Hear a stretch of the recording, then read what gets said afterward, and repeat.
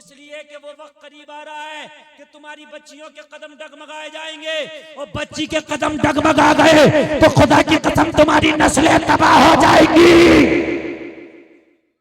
तुम कुछ नहीं कर सकते। तुम ये सोचते हो कि मैंने 3 मंजिल घर बना लिया, मैं कामयाब हो गया। तूने अगर 10 माला भी घर बना लिया और अपने बच्चों की तरबियत ना कर सका तो खुदा की कसम तू कामयाब नहीं है, तू कामयाब नहीं है।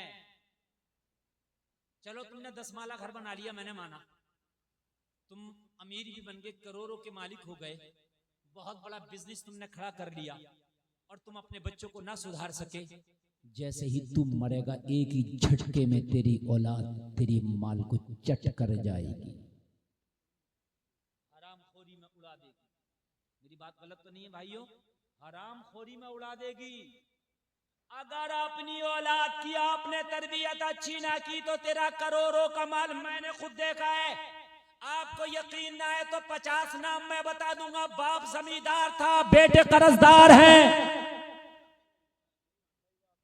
बाप जमींदार था, बेटे कर्जदार है। 50 मिसालें मैं दे दूंगा। बेच ली, खा गए, शराबों में उड़ा दी, सट्टों में उड़ा दिया, जुआ में उड़ा दिया, हरामखोरियों में उड़ा गए।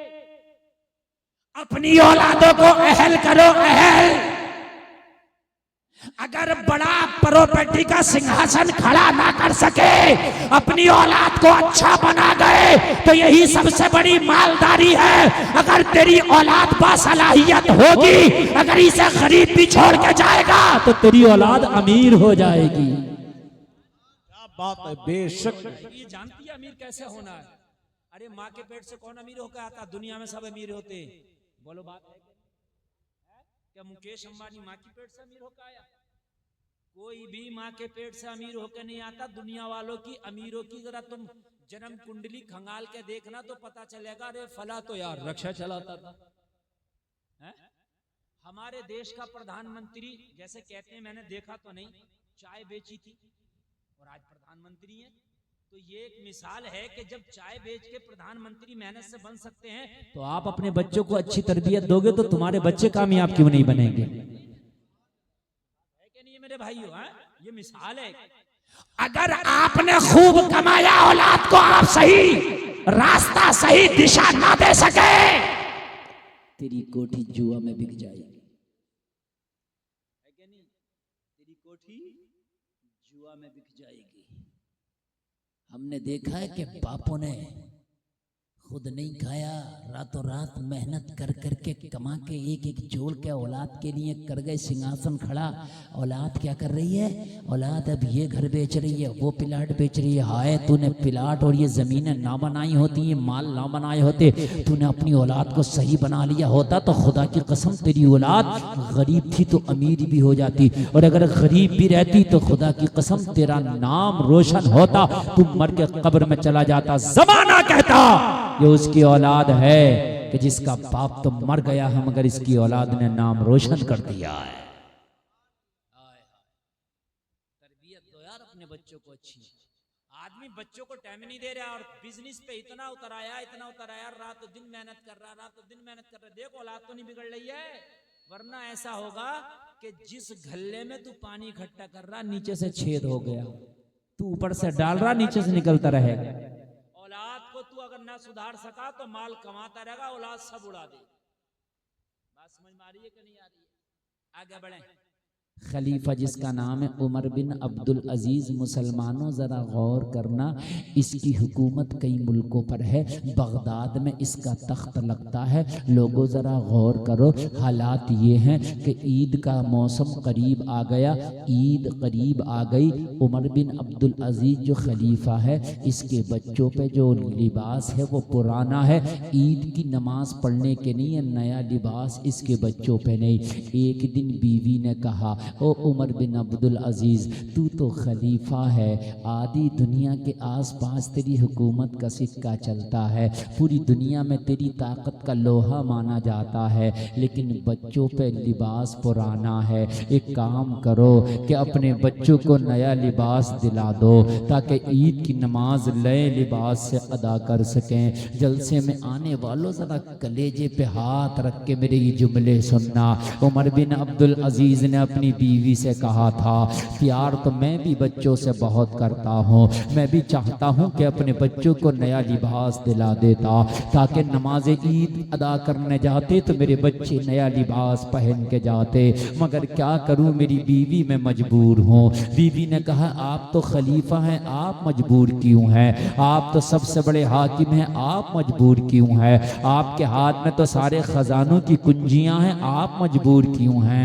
आप तो जितना खजाना चाहें इधर से उधर कर दें। उमर बिन अब्दुल अजीज ने कहा, मेरी बीवी, मुझे जो तनख्वाह मिलती है वो तनख्वाह इतनी कलील है, वो तनख्वाह इतनी कम है, वो तनख्वाह इतनी थोड़ी है कि उस तनख्वाह से या तो मैं अपने घर का खर्चा चला सकता हूँ या अपने बच्चों का नया लिबास बना सकता हूँ। अब तू बता मैं क्या करूँ? अगर मैं अपने बच्चों को नया लिबास दिला दूँ तो पूरे महीने का खर्चा नहीं चल पाएगा, पूरे महीने मेरे घर में सालन नहीं बन पाएगा, पूरा महीना मेरा चूल्हा नहीं जल पाएगा, और एक महीने तक बच्चे फाके से कैसे रहेंगे? पुराने कपड़ों में नमाज ईद तो अदा कर सकते हैं, पुराने कपड़ों में ईद तो पढ़ी जा सकती है, पुराने कपड़ों में ईद तो की जा सकती है, मगर एक महीने तक फाके से नहीं रहा जा सकता।